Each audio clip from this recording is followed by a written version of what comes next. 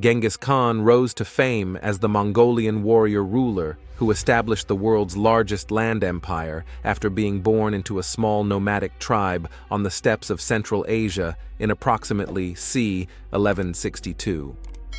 Through both brutal conquest and savvy alliances, he amassed more than twice as much territory as any person in history. His Mongol Empire, which extended from Korea to Europe and brought Eastern and Western civilizations together, covered more than 11 million square miles. Remembered for his ruthlessness and bloodlust, and for his purported millions of genealogical descendants, he left a broad and surprising legacy.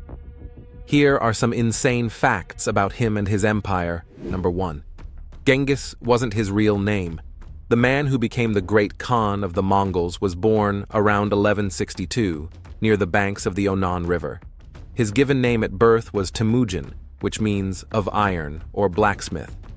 It wasn't until 1206, at a meeting known as a Kurultai, that he became the Mongol leader and was given the honorific title Genghis Khan.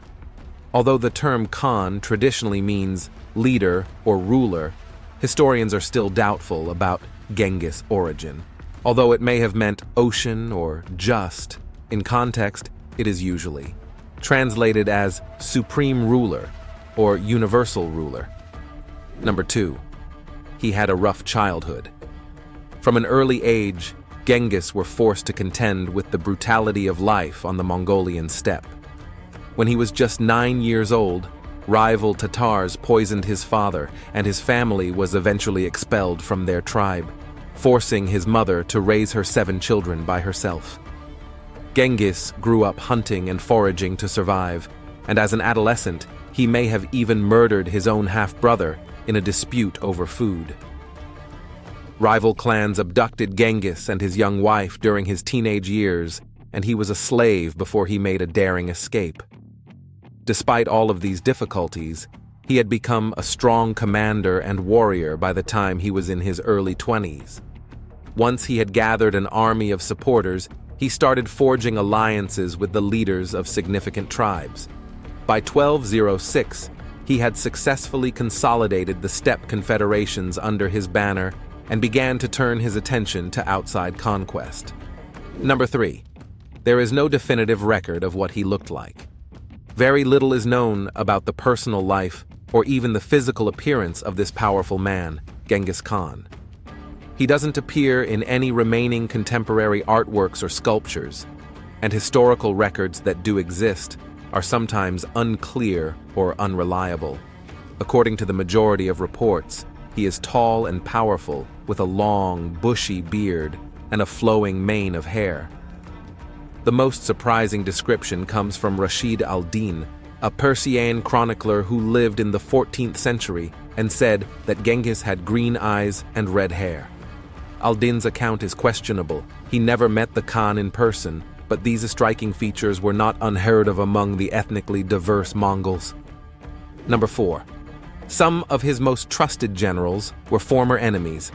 Because of his excellent sense of talent, the Great Khan frequently promoted his officers based more on experience and skills than on their background, status, or even past allegiances. One famous example of this belief in meritocracy came during a war in 1201, when Genghis was hit by an arrow in a fight against the rival Taijuk tribe.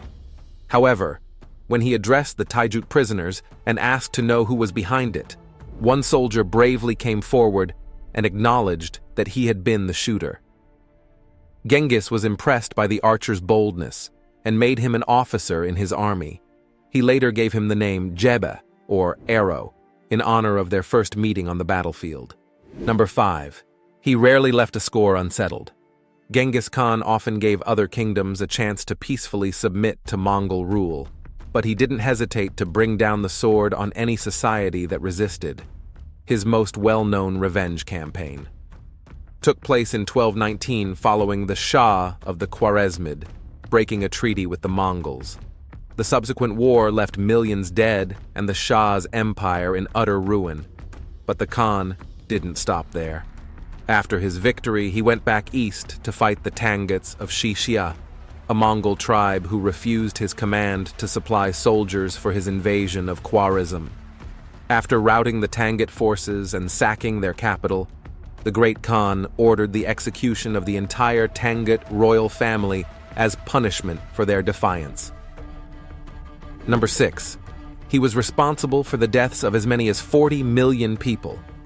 Although the exact number of individuals who died during the Mongol invasions is unknown, many historians estimate that about 40 million people.